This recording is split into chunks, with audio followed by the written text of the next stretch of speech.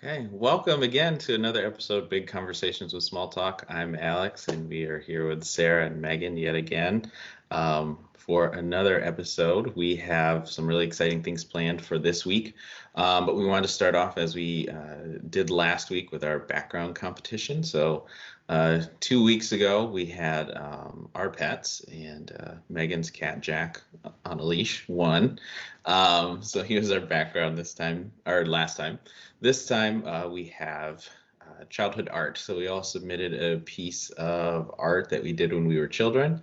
And interestingly enough, before we recorded this, we had a tie. And then maybe like 5 minutes ago, our first guest, one of our former interns, Kaylin, swooped in and kind of made the deciding vote for us. We had pretty exciting plans for how we were going to do the showdown it's between Sarah and Megan, between their photos. And so we'll have to save that for a different time. So not encouraging people to make it a tie, but if it happens to happen again, we'll be prepared. So Sarah won with her Friends Forever photo. So we'll throw that up on all of our screens.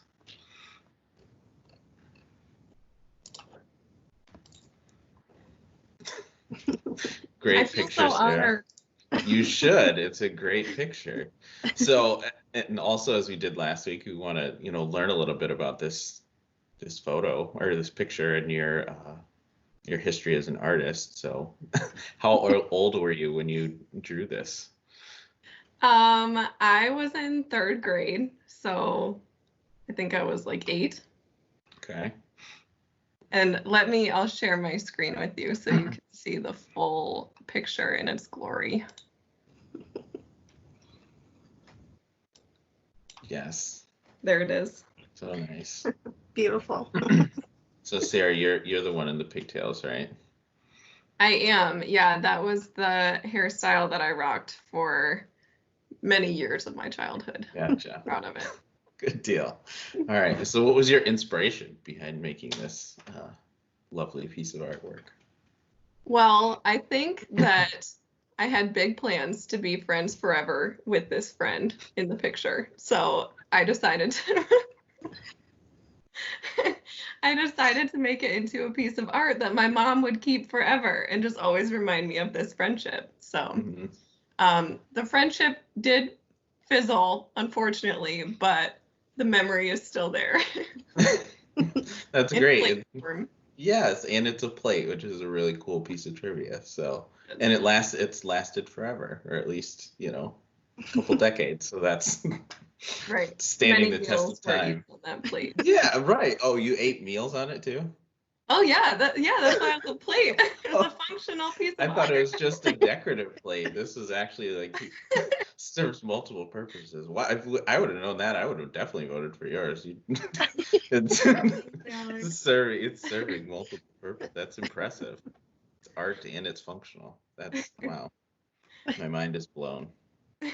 All right. So then our last question for you would be: so if you had to pick an artist that sort of inspired your work, who would you choose and why?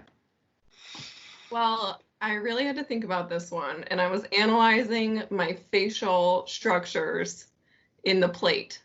I think because of the very rigid noses, I'm gonna go with Picasso. I think he had a facial theme going, but I don't know for sure. So I'm just gonna go with him. Good choice. My third grade self to Picasso. So. Right. Yeah. I mean, I think it's same mold, definitely. Right.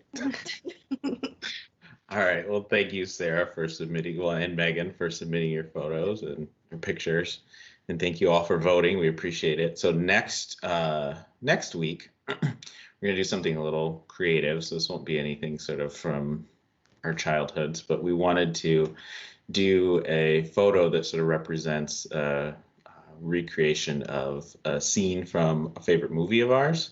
So we're going to try it out, see how it works. We may have to write descriptions on Facebook this time so that people know what we're recreating, because it'll just be with what we have to use during our quarantine. So it'll take all of our creativity to make this work, but it should be really fun and exciting. So thanks again for participating. We really appreciate it. It's a fun way to engage with everybody who's watching our show.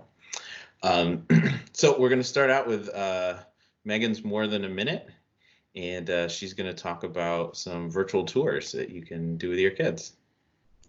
Yeah, cool. Thank you, Alex. So I'm going to go ahead and share my screen. It should be cool. So right here is the website for the Detroit Institute of Arts. This was a really cool virtual field trip activity kind of thing that I had found.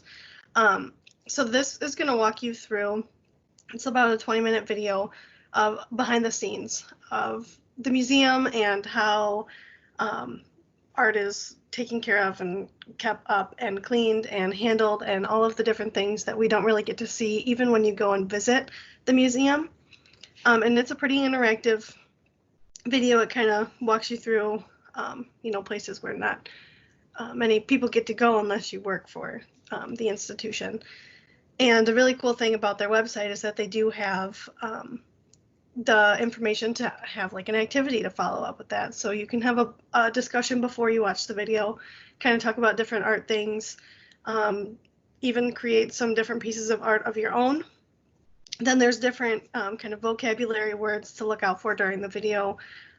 That way we're able to kind of expand our vocab, our knowledge on different things like that.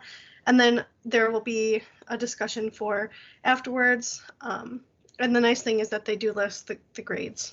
So you can use this through 2nd through 12th grade, just making it easier for, any age group of kids, because it's a really cool thing to learn about.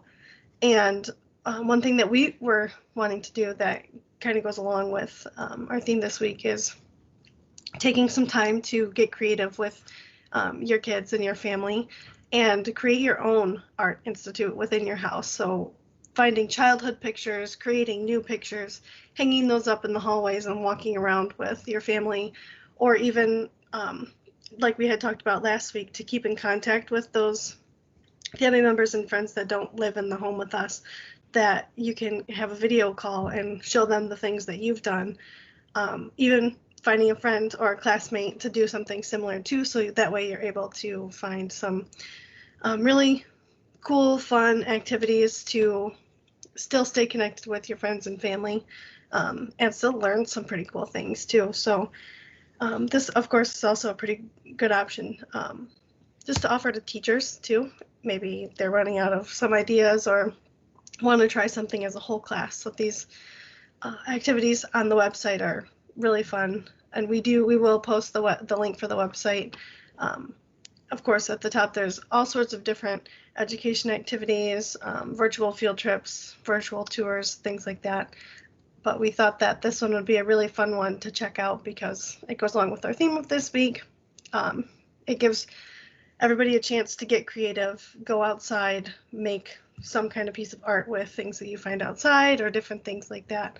And of course, we would love to see the different things that you can come up with by posting those and tagging us with, of course, the hashtag SmallTalkCares. And we would really love to see what kinds of things you can come up with as a family. Thanks, Megan. That's awesome. I look forward to being able to go back to museums one day. It's really fun. It's one of my favorite things to do. Have either of you guys been to DIA before? I have not. Yeah, it's really big and it's really cool. They have so much there. So I think this would be a great tour. You could probably spend like all day on it virtually. So yeah. I think too, like the behind the scenes piece of it too, because that's not something that anybody really gets to see. Like I have a sister-in-law who's like a museum curator, so like sometimes she'll tell me like ins and outs of things that happen at behind the scenes at museums and things like that. But to really get that insight too, because that's a really cool job that maybe like some kids maybe never considered before, who really like museums and being involved in history and art and those kind of things. It's really cool. Yeah, and a lot of the things that you can learn from the video, you know, going outside and finding different rocks and learning ways to clean rocks and finding different things that you might not know are in your backyard, or you know, there's history everywhere that you look. So it would be really cool to be able to learn some tips and some tricks on how to find, you know, fossils in your rock garden or whatever you have. And I think it's really fun to be able to learn how to do that and to see how much work goes into keeping art alive and in the condition that it is in too. Is pretty cool. Yeah, that's great. Thanks, Megan.